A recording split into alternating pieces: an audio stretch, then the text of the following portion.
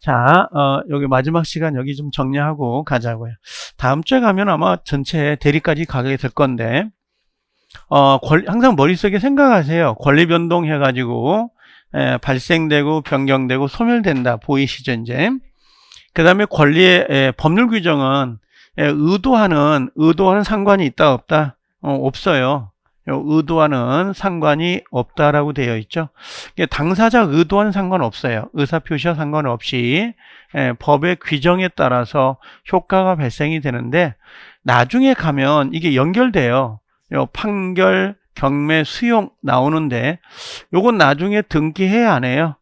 안 해도 권리가 발생되고 변경되고 소멸될 수 있다 이렇게 돼 있고 법률행위는 당사자 의사표시예요. 의도한 대로 효과가 발생이 되는데 이때는 나중에 연결이 될 거예요. 이건 등기를 갖춰야 효과가 발생이 된다. 이렇게까지만 정리해 놓고 자, 그 다음에 이제 요걸 하나 보자고요. 법률행위는 아까 항상 머릿속에 자, 의도한 대로 효과가 발생이 되는 거고요. 법률 규정은 법의 규정에 따라서 효과가 나와요. 그럼 여기서 하나 짚고 갈 게 있습니다. 다른 건 아니고 의사표시를 잠깐 이야기해 볼게요. 의사표시를. 이게 어떤 거냐면 요 표시라는 게 일종의 합성어거든요. 이게 합성어예요. 자, 요렇게 그림을 갑의 머리입니다. 갑의 머리인데 갑이라는 사람이 지금 머릿속에서 내가 1억에 팔아야 되겠다라고 생각을 해요. 집을. 요게 1억이라고 하는 걸 생각한다. 요 생각을 우리가 뭐라고 하냐면 진짜 의도한 거라고 하거든요. 이걸 진이라 그래요. 진이 이렇게 이야기하거나 이걸 내심의 의사라 그래요. 이걸 의사라고 해요. 머릿속에 있다. 생각. 이게 의사예요. 근데 이걸 머릿속으로 바깥으로 쭉 이렇게 상대방 을에게 얘기를 하잖아요. 이걸 우리가 뭐라고 하냐면 입을 통해서 또는 손을 통해서 이걸 표시한다. 이렇게 이야기를 해요. 그러면 지금 여기 의사는 머릿속에 있는 거고 요걸 바깥으로 입을 통해서 표시하는 거 요걸 표시라 그래요. 이걸 합성해 가지고 의사 표시 이렇게 불러요. 그럼 의사와 표시는 합성어인데 의사와 표시는 원래 일치하는 게 원칙이잖아요. 근데 불일치하는 경우도 있을까요? 없을까요? 있어요. 그게 거짓말 같은 거. 그러니까 집사람이 된장찌개 끓여가지고 맛있냐고 물어봐요. 그럼 머릿속엔 분명히 맛이 없거든요. 근데 맛이 없는데 맛없다고 이야기하면 다음에 안 끓여주거든요. 그러니까 맛은 없지만 맛있다고 이야기하는 거. 의사 표시가 불일치하죠. 그걸 의사 표시의 불일치 이렇게 이야기를 해요. 이런 것들을. 그래서 이 법률행위의 핵심어인 의사 표시는 법률행위의 그 의도라고 생각하면 돼요. 그 의도가 여기 의도입니다. 요 의도라는 의미 있죠? 요 의도가 의사 표시 이렇게 정리하면 됩니다. 근데 법률 규정은 당사자 의도와는 의사 표시는 상관이 없죠. 의도와 상관없이 효과가 발생이 되는데 가장 대표적인 것이 요 상속이나 그 다음에 판결, 그 다음에 경매 같은 거 있잖아요. 나는 경매가 왜 이게 의사 표시가 아닐까 그때 한때 고민한 적이 있어요. 법원에 가면 경매장이 있잖아요. 경매장에서 지금 이제 입찰서에 쓰거든요. 옛날 과거에는 호가제라고 해서 제가 1,000원이요. 그러면 옆에 짝꿍이 1,100원이요. 아니면 1,200원 이렇게 손을 들어가지고 발음을 했었어요. 근데 이제 그렇게 되면 이제 옛날 과거에 이제 지금 깍두기라고 하신 분들이 옆에 와가지고 그러는 거야. 너 손 들면 묻어버려. 근다고. 그러니까 누구나가 경매장에 가서 경매를 할 수 있었던 게 아닌 거야.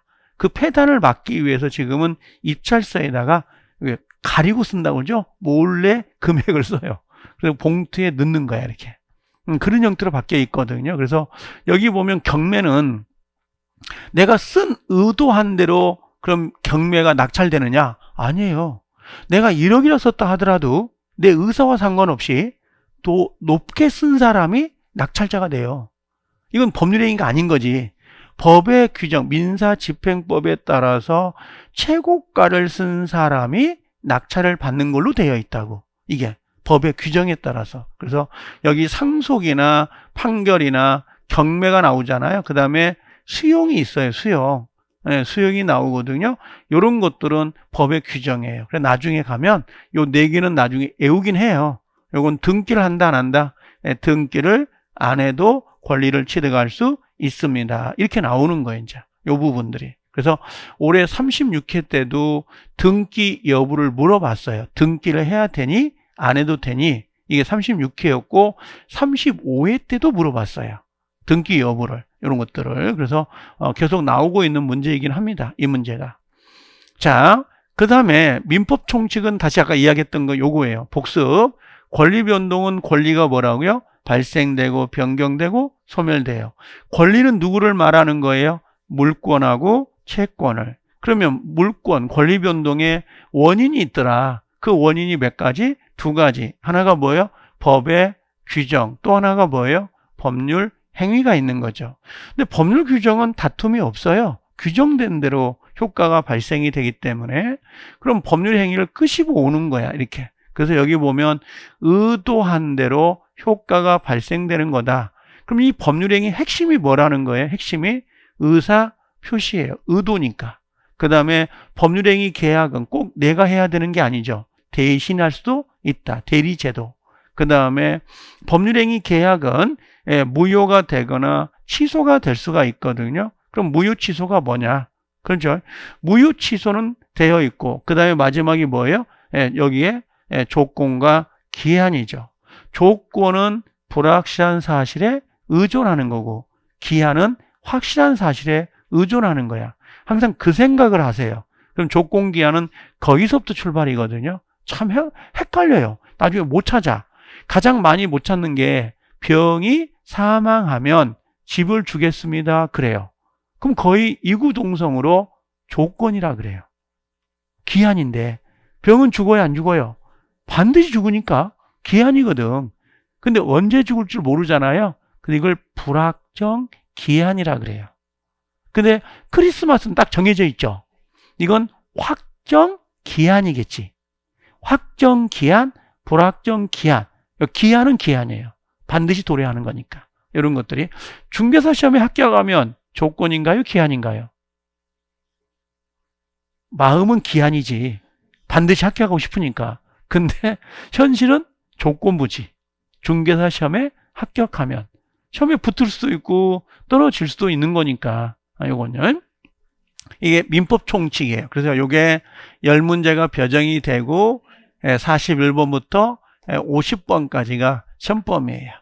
이 내용에서는 순서가 바뀔 수는 있어요. 문제 순서가. 10문제는 꼭 민법 총칙이 100% 나옵니다. 이건요. 자, 그러면 이제 법률행위로 가볼게, 다시. 법률이 갈 건데, 지금 우리가 보는 건 교재 여기를 보는 거야, 여기. 법률행위 종류. 보이죠? 여기가 페이지수로는 11페이지거든요. 여기가 페이지수로는 11페이지를 보는 건데, 자, 법률행위 종류는 요것 정도에서 제가 표시할 때에 꼭 좀 외워달라고 하는 게 있어요. 단독행위는 별 3개가 됩니다. 나머지는 굳이 외우지 않아도 상관없어요. 게르게요. 버리기는 아깝고요. 알긴 알아야 되는데, 이런 게. 난 별 5개가 최고거든요. 별 5개는 반드시 나와요, 올해 시험에. 그러면 단독행위, 요게 이제 법률행위를 볼 건데, 요거 잠깐 봐볼게요. 법률행위의 종류예요. 법률행위 종류는 기본적으로는 여러 개의 종류를 구별할 수 있는데, 가장 첫 번째가 단독행위, 계약, 합동행위거든요. 그러면 단독행위라는 것은 의사표시 개수에 따라서 정해져요. 그림으로 본다면요. 그림으로 보면 요렇게 일방적 의사표시. 뭐 의사표시가 1개, 2개예요. 하나지. 자, 계약을 한번 가볼게요. 계약은 매도자는 비싸게 팔고 싶지 않아요? 매수자는 싸게 사고 싶죠. 그럼 2개의 의사가 대립이 돼요. 그러다 어느 순간 합일점을 찾는 거야. 1억, 아우 너무 비싸. 9천, 너무 싸. 그럼 9,500? 콜. 이 되죠. 옥신각신하다가 찾는단 말이야. 이게 청약. 요게 대립되는 거야. 2개의 의사가. 그 다음 어느 순간에 합일점을 찾습니다. 요게 계약이에요. 그럼 합동행위는 뭐냐? 합동행위는 우리 시험에 단 한 번도 나온 적이 없어요. 합동행위는 계모임, 우리 친구들 모임 같은 거 있지 않아요? 그러면 막 계칙도 정하고 그러거든요. 그죠? 부모님이 또 상당했을 때는 어떻게 하고 그런 것도 있잖아요. 그게 바로 뭐냐면 요걸 합동행위라 그래요. 예, 합동행위인데 그림으로 따진다면 요런 식의 의사표시가 요렇게 요렇게 요렇게, 즉 하나의 구심점을 향해서 들어가는 것, 요런 것들이 뭐가 돼요? 이게 합동행위예요. 대립이 안 돼요. 그럼 자, 단독행위는 의사표시 몇 개? 하나로 효과가 발생되고, 계약은 두 개가 대립되다가 합일점을 찾는 거라고. 합동행위는 여러 개의 의사표시가 하나의 구심점, 중심을 향해서 합의가 되는 거야. 이게 합동행위. 가장 대표적으로 이제 사단법인 설립행위가 있는데 애우지 마요. 그런 거 안 나와. 참에. 그래서 우리는 얘만 외우면 되거든. 근데 지워볼게. 이제 그림은 보이죠? 자, 요것 중에서 요걸 갑니다. 어떤 거냐면 이런 거예요. 갑이라는 사람이 가장 흔한 게 임대차다 보니까 을입니다. 그럼 이 사람은 임대인이 되고요. 빌려준 사람. 그 다음에 이 사람은 임차인이 되는 거예요. 이런 식으로. 그러면 나중에 자, 요 을이라는 사람과 갑이 계약을 할 때 보증금 얼마에 월세 얼마를 주고 살기로 약속을 할 건데, 이 친구가 먼저 얘한테 물어봐요. 청약을 한다고. 야, 월세 50만 원 근단 말이야. 그랬더니 을이 야, 50은 너무 비싸. 40만 원 근단 말이야. 그럼 이 친구가 40은 너무 싸. 45 콜. 그럼 두 개 의사가 대립되다가 합일점을 찾았죠. 이걸 뭐라고 한다? 이걸 계약이라 그래요. 계약. 근데 이 계약은 집을 빌려주고 사용대가를 지불하는 거잖아요. 그래서 이 앞에다가 임대차라 그러는 거예요. 그래서 여기다가 임대차 계약, 요렇게 부르는 거죠. 임대차 계약. 보이시죠? 그럼 임대차 계약은 의사표시가 몇 개예요? 두 개. 대립되다가 합일점을 찾은 거죠. 자, 이제는 뭘로 가냐면 계약이 아니라, 그럼 이 친구는 아까 뭐라고 했어요? 월세를 줘야 돼, 안 줘야 돼? 줘야죠. 차임을. 근데 우리 민법에 차임을 이익이라 그래. 이익이. 두 번 연체가 되면 요 집주인, 임대인은 나가주세요.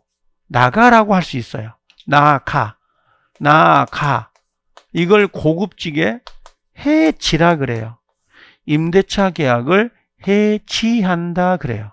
임대차 계약 해지한다. 그러면 갑이 일방적 의사로 나가? 그러면 을은 아무 말도 못해요. 그냥 나가야 돼요. 그럼 의사표시 하나로 효과가 발생되죠.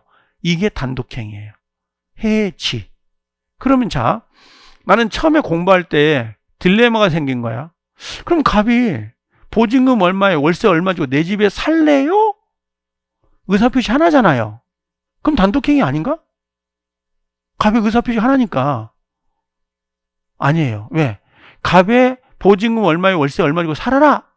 근다고 해서 임대차 계약이 성립되는 게 아니지. 효과가 발생되는 게 아니죠. 효력이 발생하려면 갑이 월세 얼마 주고 살아라. 그때 을이 오케이 해야 돼.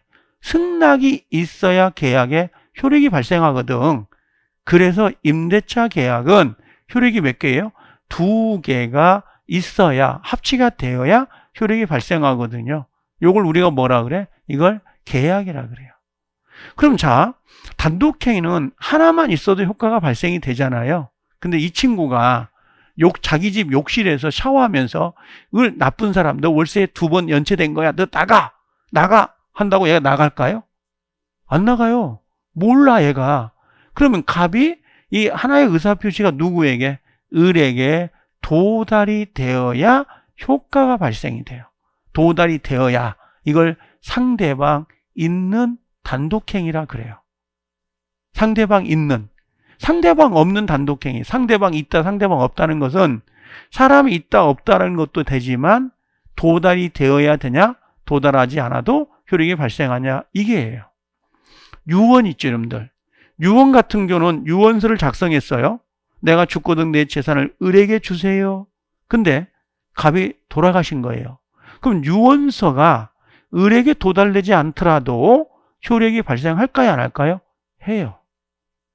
을은 몰라. 갑이 나한테 돈을 줬다는 걸 몰라도 그분이 돌아가시면 효과가 발생이 된다고. 그래서 유언, 유증은 상대방에 도달하지 않더라도 효력이 발생하기 때문에 상대방 없는 단독행위라고 하는 겁니다. 이게. 그러면 상대방 있다 없다라는 것은 그 사람이 있다 없다도 중요하지만 도달해야 되느냐 도달하지 않아도 되느냐 그걸 묻는 거예요. 이걸 구별해 놔야 돼요. 이거 구별해서 외워야 되거든요. 그럼 자, 상대방 없는이라고 되어 있잖아요. 없다 그럼 이건 뭐예요? 위에 쓴다면 도달할 필요가 있다 없다?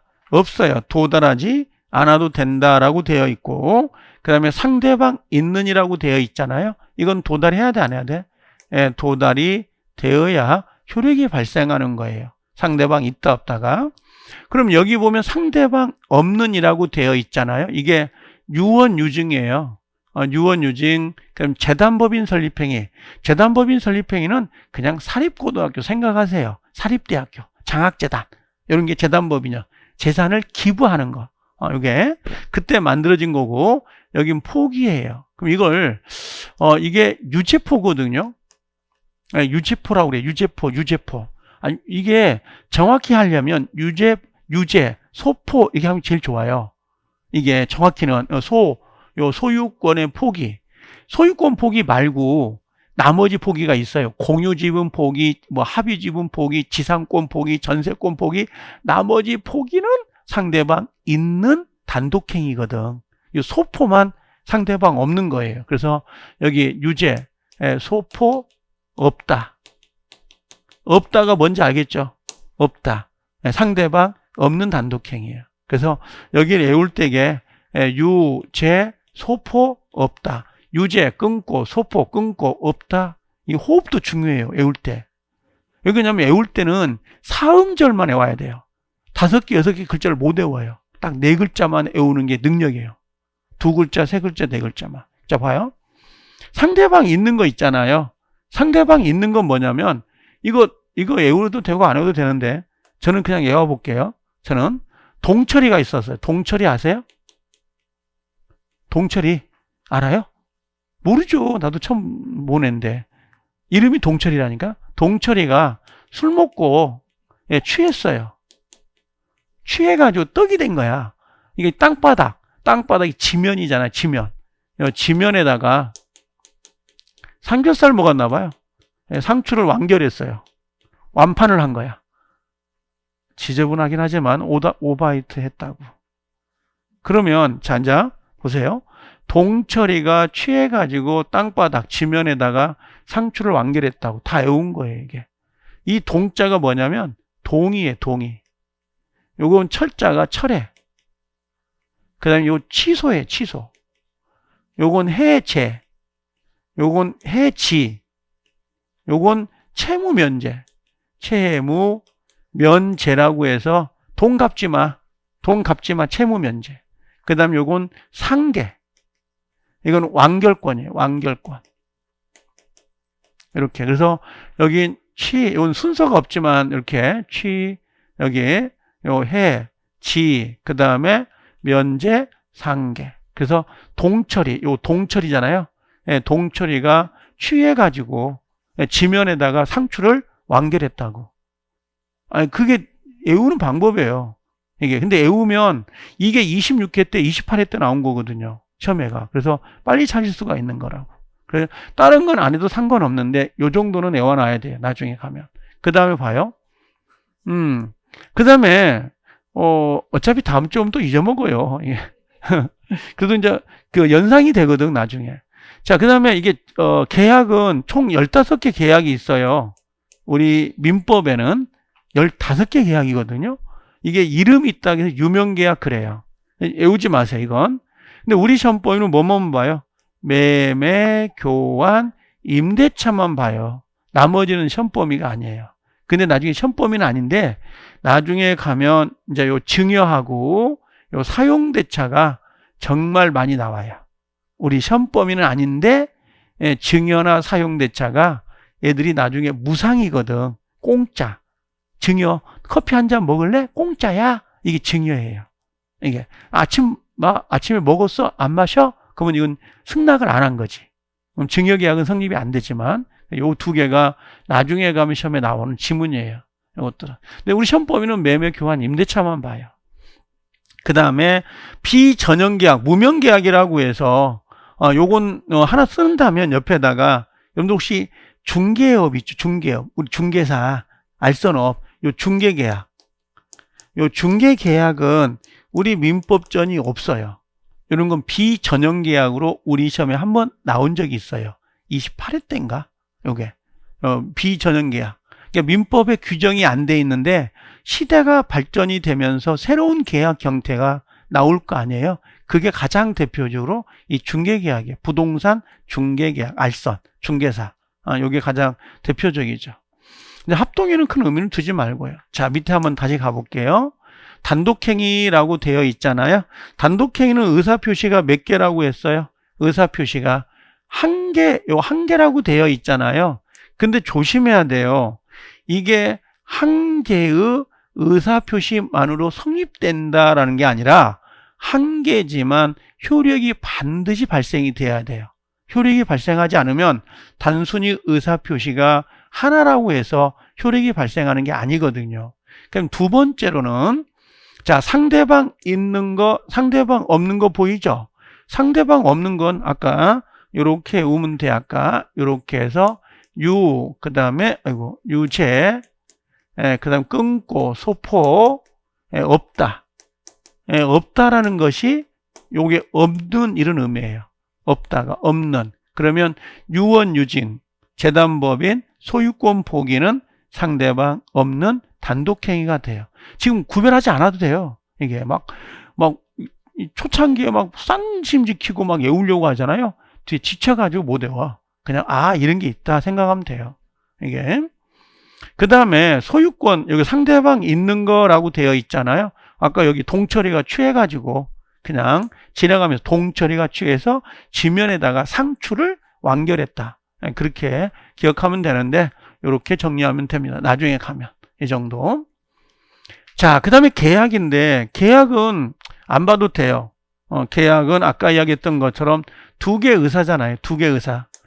두 개 의사 청약과 승낙에 의해서 서로 합치되는 거예요. 처음엔 대립되겠죠. 매매 생각해 보세요. 매도인은 비싸게, 매수자는 싸게. 그 생각하면 접근하기가 좀 편하죠. 그렇게.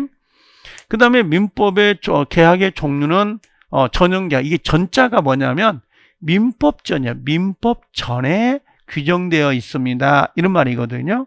그 이름이 있다. 유명계약이라고 해서 이름이 있다. 그래서 총 15가지예요. 여기 보면 쭉 나오는데 이 마지막 여행계약 보인가요? 이 여행계약이 마지막으로 들어온 계약이에요. 얼마나 됐을 것 같아? 얼마 안 됐어요. 이게 한 4년 됐나? 5년 됐나? 그쯤밖에 안 됐어요. 왜냐면 우리가 막 해외여행을 많이 다니잖아요. 예전에 못 다녔어요. 규제를 했으니까. 이걸. 근데 해외여행을 가는데 여행사하고 계약을 맺었을 거 아니에요. 근데 이게 비행기가 출발을 못해. 또 아니면 출발했다가 돌아올 때 비행기가 없어. 호텔을 갔더니 약속한 호텔이 아니야. 그죠? 뭐 풍성하게 음식이 나와요. 가서 봤더니 버터 발라져 있는 빵 하나, 모닝빵. 그런 정도. 그러니까 이 채무가 불이행됐을 때 그럼 이걸 어떻게 할 거냐. 그게 여행계약이에요. 우리 시험 범위는 아니지. 이런 것들은. 그 다음에 이제 비전형계약은 리스계약. 여러분들 그 렌트하는 거 있잖아요. 요즘 뭐 정수기 같은 것들 뭐 5년간 쓰면 네 거. 그렇죠. 근데 뭐 사용료는 얼마씩 내라. 그런 거 있잖아요. 리스계약. 요즘은 변기 뭐죠? 변기. 비대도 리스가 되더라고요. 아니면 자동차 리스 있잖아요. 살 때 뭐 할부로 사는 게 아니라 리스로 사가지고 나중에 가져가는 형태. 이런 것도 비전형이에요. 민법에 규정이 없는데 시대 흐름에 따라서 바뀌는 것들. 혹시 물어볼까요? 사회통념이 바뀔까요? 안 바뀔까요? 사회통념이. 사회통념. 사회통념은 10명 중에서 6명은 이 정도로 생각하는 거야. 요렇게. 예전에는 그 보통 나이 드신 분이 들어오면 앉아 있다가도 뻘떡 일어나서 오셨어요 이렇게 인사를 하잖아요. 근데 요즘은 안 그래요. 그죠? 앉아서 오셨어요? 그러거든요. 그게 사회통념이에요. 나이 드신 분이 꼰대짓 한다고 왜 안 일어나? 그러면 안 되잖아요. 사회통념이 바뀌는 거라고. 이 사회통념이라는 게, 사회질서라는 게 변천이 되죠. 그에 따라 발맞춰 가지고 이런 새로운 계약들이 나오는 것들이에요. 이런 것들이. 그 다음에 합동행위 나오는데 이건 뭐 읽지도 말고 쳐다보지도 말고, 알겠죠? 의미 없습니다. 자, 그 다음에 이제 법률행위 성립 요건을 볼 건데요. 자, 잠깐만 여기 봐볼게요. 이걸 지워볼게요, 제가. 여러분들 어디 가고 있는지를 내가 봐볼까요? 어디를 가고 있는지. 자, 다 와 가요, 이제. 힘들죠? 그죠? 아우, 미안스러워서 힘들 것 같은데, 엄청. 수업 듣는 게 만만치 않아요. 특히 동영상 보는 사람 더 그래요. 동영상은 빨리 가기를 바랍니다. 꾸벅꾸벅 졸고 나면 딴 데 나 혼자 떠들고 있는 거죠. 그렇죠? 그리고 시간이 흘렀다는 게 안도감. 다시 안 봐도 된다. 무슨 말인지 알겠어요? 이게 동영상으로 공부할 때는 정말 꼼꼼히 보셔야 돼요. 알겠죠? 딱 1시간을 본다. 그럼 문 잠가놓고 1시간 듣는 다음에 화장실 가야 돼. 근데 커피 타러 가. 나 혼자 떠들고 있는데. 동영상은 돌아가고 있는데 커피 타러 가고 화장실 갖다 놓고 오고, 그러면 그냥 지나가 버리지 그게. 자, 우리가 방금 했던 게 권리변동이란 말이에요. 이거 안 잊어먹겠다. 그죠? 그 다음에 법률 행위가 나오는 거고, 그 다음에 법률의 핵심 의사 표시가 들어오는 거예요. 가랑비 옷 젖는 거예요 지금. 그 다음에 대리제도가 들어오죠. 대리제도. 그 다음에 무효가 뭐니? 취소가 뭐니? 그 다음에 조건, 기한. 요게 민법 총칙 6가지라고. 지금 우리가 보고 있는 건 요 법률행위예요. 자, 법률행위 처음에 뭘 봤냐면 1번 의의를 봤어요. 의의는 뭐예요? 법률행위 의의가 뭐죠? 오늘 집에 갔더니 꼬맹이가 그래요. 엄마, 학원에서 뭘 배웠어? 법률행위인가 배운 것 같아. 그럼 물어본다고? 법률행위가 뭔데? 이렇게 물어보거든. 그럼 발로 밀어. 처리가 그건 안 된단 말이지. 이거 의도한 대로 플러스 뭐예요? 효과가 발생이 되는 거라고. 의도한 대로, 생각한 대로. 그렇죠? 계약. 그 다음에 두 번째가 뭐였냐면 법률행위 종류를 봤는데 제가 부탁드린 건 뭐만? 단독행위만. 상대방 있는 단독행위, 상대방 없는 단독행위만 구별해 달라. 그 다음에 세 번째는 뭐냐면, 자, 법률행위가 계약이라고 했잖아요. 성립되려면 성립 요건을 갖춰야 돼요. 성립 요건을 갖추고, 그 다음에 성립이 됐다는 전제에서 효력 요건을 갖추거든요.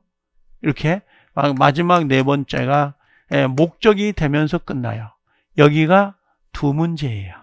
이 파트가 반드시 나옵니다. 반드시. 그러면 자요, 지금 법률행위를 잘 모르겠다. 그럼 뭐라고 했어요? 계약이라고 했잖아. 계약. 두 개만 보면 돼요, 이제. 그럼 집에 갈 거거든요. 자, 법률행위가 뭔지 모르겠다. 계약이에요. 한번 봐보세요. 갑이 집이 있단 말이야. 매매계약. 을하고 1억에 둘이 청약을 해요. 청약. 내 집을 사세요. 그 다음에 이렇게 승낙을 한단 말이야. 그럼 계약이 성립되면서 권리가 바뀌겠죠. 그러면 이 매매 계약이 성립되려면 성립 요건을 갖춰야 되는 거예요. 그 성립 요건이 어떤 거냐 그랬더니 이것도 해볼까요? 그냥 감남이 을려에게 결혼해달라고 그래요. 청혼, 청약. 근데 을려가 뭐라고 하냐면 빚이 웃으면서 승낙을 해요. 자, 이게 혼인계약이거든요. 이것도 계약이에요. 혼인도 계약입니다. 계약. 그러면 얘들이 가만히 생각해 보면 계약 자체가 성립되려면 공통점이 있어요. 그 공통점이 3개예요. 첫 번째는 뭔가요? 그랬더니 당사자가 있어야 돼요? 없어야 돼요? 당사자가 있어야 돼요. 그게 갑하고 을이 있어야 돼요. 당사자가 없는 계약이라는 게 있을 수 없잖아요. 그럼 두 번째로는요, 목적이 있어야 돼요. 그럼 이 갑과 을이 매매 계약을 체결한 목적은 뭘까요? 여기서는 아무래도 집하고 돈 아닐까요? 그럼 왜 갑남과 을려가 결혼할까요? 결혼하는 목적이 뭘까요? 예를 들면 그냥 남자 갑은 살림 안 해도 된다. 단편적으로. 그럼 여자 입장에는 돈 안 벌어도 된다. 예를 들면 사랑이요? 사랑은 시효기간이 3개월이에요. 3개월 끝나면 없어진다니까? 그러니까 이게 청약과 승낙은 결혼은 자기들 나름대로 목적이 있겠지. 근데 우리는 모르죠. 목적이 있어야 이루어지는 거니까. 거래라는 게. 세 번째는 뭘까요? 의사표시. 법률행위잖아. 그럼 의사, 그 다음에 표시가 있어야 된다고. 그게 청약과 승낙 같은 거. 그 모든 법률행위는 이 세 개를 갖춰야 돼요. 이 세 개를. 이게 성립 요건이에요. 안 해와도 돼. 시험에 안 나와. 철저하게 시험에 나오는 것만 외우면 되거든, 나중에. 그러면 이게 이제 성립이 됐단 말이에요. 성립이 됐으면 이게 효력이 있는지 없는지를 따져야 돼요. 그게 다음에 따지는 게 효력 요건이에요. 근데 이걸 착각을 해요. 예를 들어볼게요. 민법을 배우면 막 정의관념이 막 솟아나가지고, 자, 갑이라는 사람하고 을이라는 사람이 얘가 유부남이에요. 유부남인데, 이 친구가 여기가 70살이었어요. 얘가 19살이었던 거 걔예요. 19살. 그리고 야, 내가 아파트를 너에게 줄 테니까 첩계약을 맺자. 이 첩자가 설립자에다 여자는 어쩔 이게 첩자예요. 여자를 세운다. 그럼 이 첩계약은 배우자 있는 자가 다른 자와 동거계약을 맺는 게 첩계약이에요. 요즘은 그냥 스폰서 이렇게 생각하면 좀 되겠죠. 지금 이 첩계약이 유효일까요? 무효일까요? 물어보는 건데 아무 대답도 안 내. 자, 그럼 요 유부남이 첩계약을 맺었다고. 그럼 이 계약은, 자, 질문. 계약은 성립이 될까요? 성립이 안 될까요? 자, 감정을 가져가지 말고, 유효, 무효가 아니고, 성립됐냐, 성립이 안 됐냐. 첫 번째, 당사자 있어요, 없어요? 있지. 그죠? 그럼 두 번째, 목적 있나, 없나? 갑남은 동거, 을녀는 집. 그 다음에, 의사표시 있나요, 없나요? 있죠. 청약, 승낙. 그럼 계약은 성립된 거야, 안 된 거야? 된 거야. 성립이 됐다는 전제에서 그럼 이젠 효력 요건을 따지는 거지. 효력 요건은 유효냐, 그 계약이 무효냐, 취소냐, 이걸 따지는 거라고. 그래서 여기 효력 요건은 무효인지, 취소인지 또는 유효인지를 따지는 거예요. 그럼 전제 봐요. 유효인지, 무효인지, 취소인지는 계약이 성립이 됐다는 단계에서 쓰는 거예요? 성립이 안 되면 쓰는 거예요? 성립이 되어야 돼요. 내가 결혼한 적이 없어. 혼인한 적이 없는데 혼인계약이 무효입니다. 혼인계약이 취소할 거예요. 말도 안 되지. 난 결혼한 적이 없는데. 나는 매매계약을 체결한 적이 없는데 매매계약을 무효로 합니다. 매매계약을 취소를 합니다. 말이 돼요? 안 되지.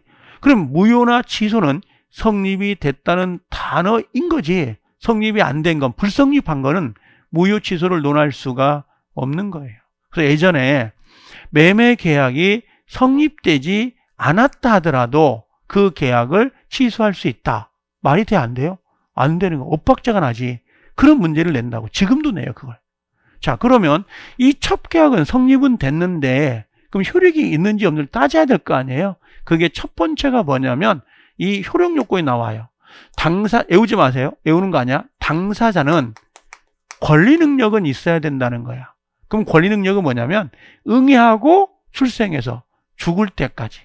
그건 권리 능력이 있다고 보는 거야. 쉽게 말하면 살아 있어야 된다 이거지. 갑이든 을이든. 죽은 사람은 권리 능력이 없어요. 그럼 계약을 못 하지.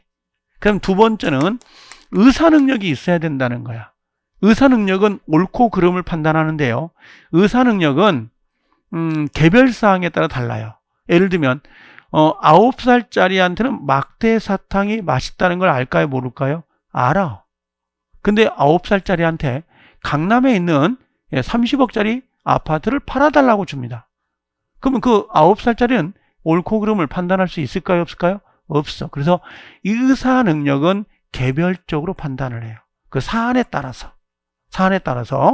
근데 권리 능력은 우리 민법에 딱 정해져 있어요. 3조에 출생부터 사망 시까지. 그 다음에 행위 능력을 따져요. 이 행위 능력은 우리나라는 행위 능력자가 뭐다가 아니라 행위 능력이 없는 사람을 정해놨어요. 그게 첫 번째 미성년자. 미성년자는 행위 능력이 없어요. 19세 되기 전까지, 18세까지 그게 미성년자예요. 법정대의 동의를 받아야 돼. 5조에 의해서. 안 그러면 취소 사유야. 그 다음에 피성년, 피한정이 있어요. 이 피성년은 가정법원의 선고를 받아야 돼. 피한정이나 피성년은. 외우지 마세요. 피성년은 치매 환자증 전혀 사람을 못 알아봐. 누구세요? 피성년. 근데 간혹 왔어? 누구세요? 이거 뭐예요? 피한정. 제 말 이해돼요? 피한정은 정상적인 사람이야. 거의 이 수험생들 가정법원에 피한정 후견인을 선고해 주세요. 그러면 50%가 나온다. 정상인이라니까 피한정은 거의.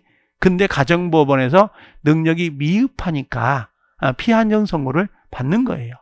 근데 길거리 지나가다 보면 약간 정신이 혼미한 사람 있죠. 그분은 제한 능력자가 아니에요. 행위 능력 있는 사람이야. 왜? 가정법원의 선고를 안 받으면. 가정법원의 선고를 받아야 제한 능력자, 행위 능력이 없다 그래요. 그러면 자 여기 권리 능력이나 의사 능력은 만취자, 수의 떡이 된 사람, 유아 100%지. 이 사람들 법률 행위는 우리는 무효 사유라 그래요. 그 나중에 행위 능력은 취소 사유라고 하거든. 지금 외우지 마세요. 안 외워도 돼. 나중에 다 외우는 방법이 있으니까. 그 다음에 목적 있잖아요. 목적은 효력을 발생시키려면 자 봐요. 첩계약, 감남, 을려. 사람 있죠. 권리 능력 있죠. 의사 능력 있을 거 아니야. 19살인데. 행위 능력 있지. 자, 근데 자, 이 목적이 확정돼 있어. 확정되어 있죠. 집 줄게, 동거할게. 확정. 두 번째, 가능해요? 불가능해요? 가능하죠. 가능하지. 그 다음에 적법하냐고 물어봐. 이때 조심할 거. 적법할까? 이걸 생각해야 돼. 여러분들, 적법, 위법을 나도 거기서 오늘 혼선이었는데, 난 민법 강의를 다 들어봐도 이 말을 잘 안 하더라고, 선생님들이. 적법하고 나중에 사회적 타당성이 헷갈려요. 이 적법은 뭐냐면 법규범이 있다는 거야. 법의 규정이 있는데 그걸 위반했습니까? 이걸 물어보는 거라고. 그럼 우리 민법이든 어디든 간에 첩계약을 맺으면 무효라는 규정이 있을까 없을까? 대한민국에 없어. 없어요. 도박 자금을 빌려주면 무효입니다. 없어요. 그런 법규범이 없다니까? 그럼 이 첩계약은 법의 규정이 없으니까 적법성 여부를 못 따지는 거라고. 규정이 없으니까. 그럼 규정이 없으니까 그럼 마음대로 해라는 말인가요? 아니죠. 그래서 사회적 타당성이라는 게 들어와요. 이 사회적 타당성이 뭐냐면 사회적으로 용납될 수 있어야 된다 이 말이에요. 사회적으로 용납이 안 돼. 사회통념으로. 그럼 이건 무효입니다. 그래서 여기 첩계약은 법의 규정이 없지만 선량한 풍속, 기타 사회 질서를 문란하게 하는 행위죠. 이게 103조 포괄적 규정을 뒀어요. 거기에 해당되는 규정이에요. 그래서 무효가 돼버려요.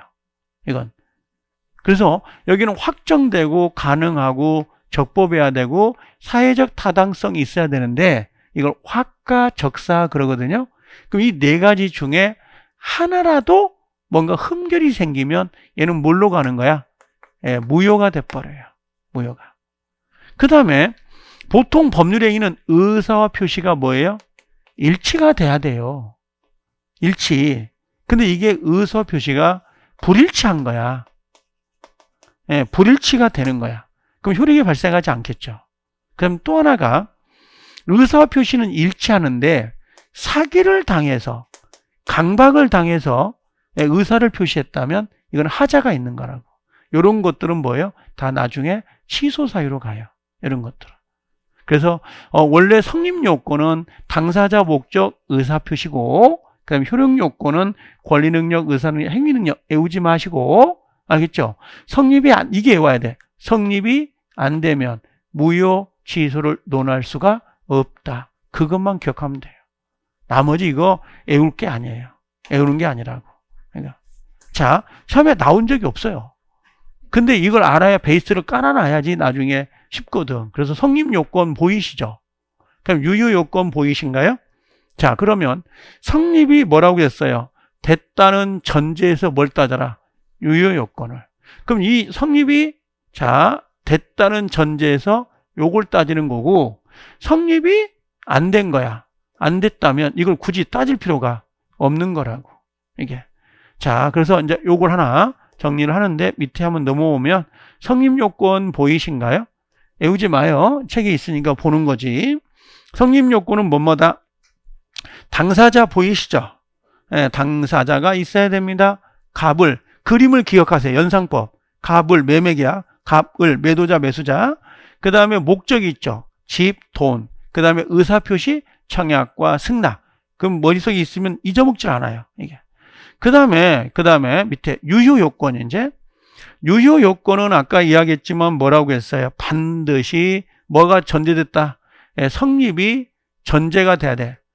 성립이 전제가 되어 있다는 파트에서 유효 요건을 따져요. 이게 유효인지, 그 다음에 이게 무효인지, 이게 아니면 취소인지, 취소인지 요걸 따지는 거야.